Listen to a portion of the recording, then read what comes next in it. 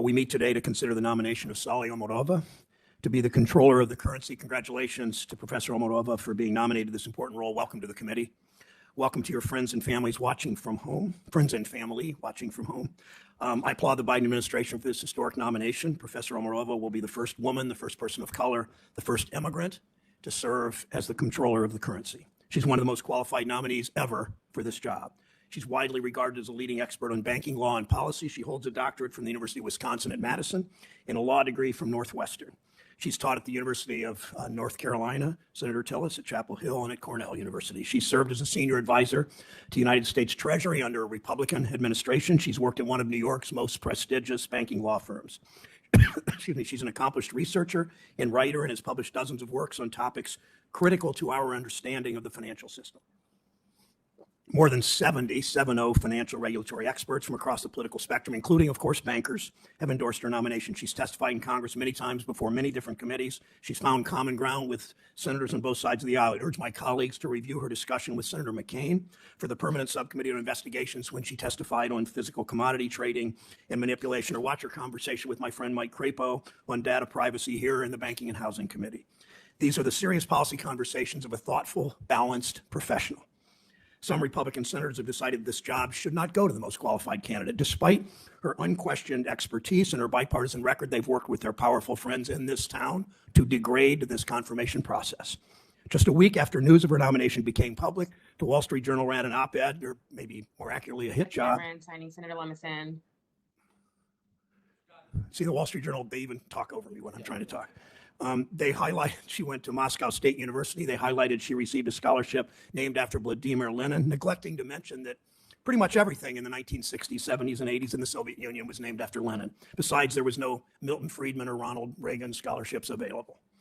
They made outlandish, unfounded claims based on where she grew up. They say she believes the Soviet economic system was superior to ours. False. They accused her of wanting to establish communism rule over banking here in the United States. False again.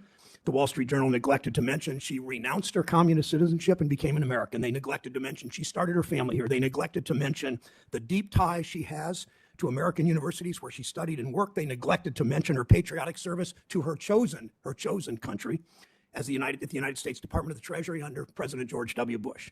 Escaping communism, moving to America for a better life, embracing American values or hard work and public service. What could be more American than that? Only a few days after the op-ed was published, the ranking member piled on. He requested that Professor Omarovas supply the committee with a paper that she had to write as an undergraduate. To be clear, this committee never requires anyone to submit unpublished undergraduate work as part of the nominations process. I don't remember any nominee who faced a similar request, nor do I think that what college kids write is generally a good guide for their policy views 3 decades later. So staff sitting behind me in both parties can breathe easy. If you aspire to a presidential nomination, you won't need to turn in your sophomore book reports on the Scarlet Letter. Not only did the ranking member request the paper, he put out a press release to tell the world that he was requesting this paper. He went out of his way to mention the same Lenin scholarship that the Wall Street Journal did. He liberally sprinkled the words Marx, Lenin, Moscow, Russian throughout, a total of 12 times, a dozen instances of guilt by association. And then he sent another press release. Since then, he and other Republican senators have taken to the floor to repeat these vile attacks that suggest this nominee doesn't share our American values. They have a formula. Start with a passing and inaccurate reference to her academic work. Distort the substance beyond recognition. Mix in words, Marx, Lenin, communism. End with insinuations about Professor Omarovas' loyalties to her chosen country. That's how Republicans turn a qualified woman into a Marxist bogeyman. We know that some people in Washington have been calling their political opponents socialists and communists for years.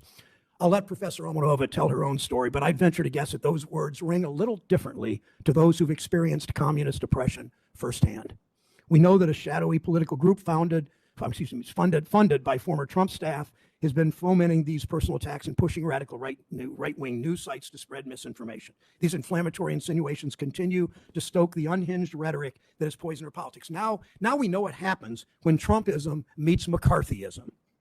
It's a cruelty no person should experience. Professor Omarovas and her family suffered generations of oppression under a communist dictatorship. She worked hard. She went to the best school she could in the United States. She became an American citizen. She started a family. She spent her career to give more Americans the opportunities that she was denied behind the Iron Curtain. That hard work got her where she is today. Just think about that. A Kazaki kid growing up in Soviet Central Asia, 30 years later, she sits before the Senate as the president's nominee for controller of the currency. Imagine that. She embodies everything we should celebrate: the fighting spirit that makes this nation great, the tenacity to strive for a better life, the openness and the opportunity of America that attracts the best minds from all over the world, from every kind of background.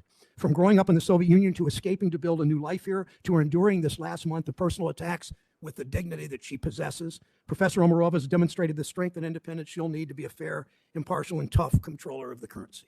She has both the private industry and the public policy experience to prevent a repeat of the financial crisis, a crisis that cost millions of Americans their homes and jobs and shuttered hundreds of community banks for whom she has fought.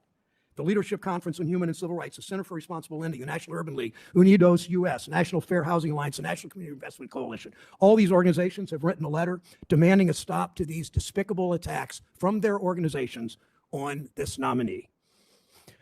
I've worked with all of you in this committee, Republicans and Democrats alike, the new members and the more veteran members. I'd hope you'd all have a sense of decency today and moving forward. I expect my colleagues to treat Professor Omarova with the dignity and the respect she deserves. I ask you to listen, to really listen to her words as she shares her story. She shares her views about how she'll do this job. She shares with us how she wants to serve her fellow Americans.